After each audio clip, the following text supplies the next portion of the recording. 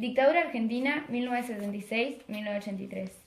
Antes de empezar sería importante saber qué es una dictadura. Según la Real Academia Española, una dictadura es un régimen político que por la fuerza o violencia concentra todo el poder en una sola persona o un grupo o organización y reprime los derechos humanos y las libertades individuales.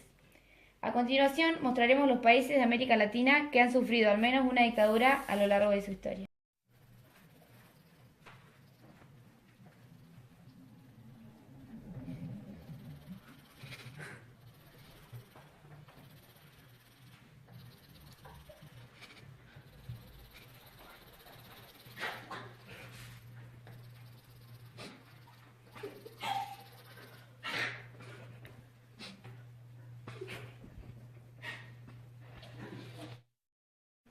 Con la muerte de Perón, el país se encontró en un estado de crisis total y para 1976 la situación estalló.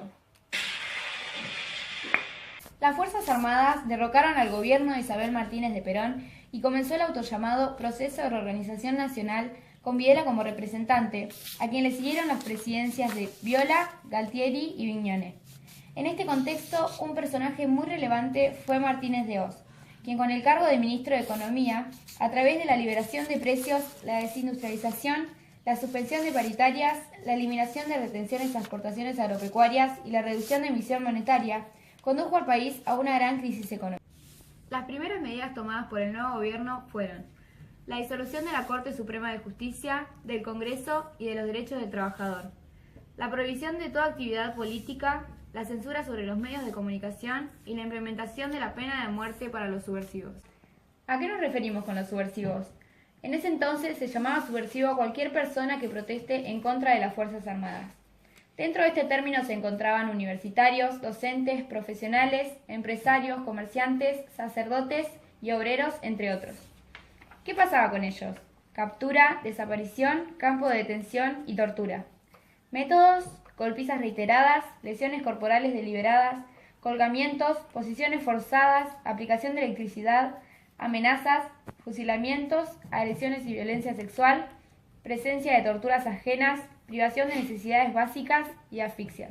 Durante este proceso, 30.000 personas fueron desaparecidas, de las cuales cientos de bebés fueron secuestrados con sus padres o nacieron durante el cautiverio de sus madres embarazadas.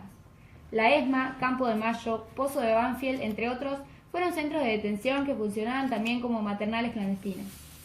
Estos bebés fueron entregados a familias de militares, abandonados como NN y vendidos. Las Abuelas de Plaza de Mayo es una organización que se fundó en 1977 con el objetivo de localizar a sus familias y a todos los niños desaparecidos por la dictadura militar argentina. Otro de los temas fundamentales de la época fue la represión en los colegios secundarios, la cual terminó con la participación política de los jóvenes. Esto se ve reflejado en la noche del 16 de septiembre de 1976, mejor conocida como la Noche de los Lápices, en la cual un grupo de jóvenes militantes de La Plata y alrededores fueron secuestrados tan solo por reclamar un boleto estudiantil. Los jóvenes fueron arrancados de sus casas a la madrugada y llevados al famoso Pozo de Banfield. Allí sufrieron torturas y el intento de hacer impuestos otra mentalidad respecto de sus ideologías políticas. Solo 4 jóvenes sobrevivieron a este episodio, aunque se estima que 250 adolescentes forman parte de los 30.000 desaparecidos de la época. El 2 de abril de 1982, las fuerzas militares argentinas desembarcaron en las Islas Malvinas y los británicos afirmaron que las recuperarían. El 1 de mayo comenzaron los ataques británicos a Malvinas. La guerra duró 74 días y dejó 649 argentinos muertos. La derrota produjo un fuerte impacto en el pueblo argentino y el gran desprestigio de las Fuerzas Armadas causó el fin del régimen militar.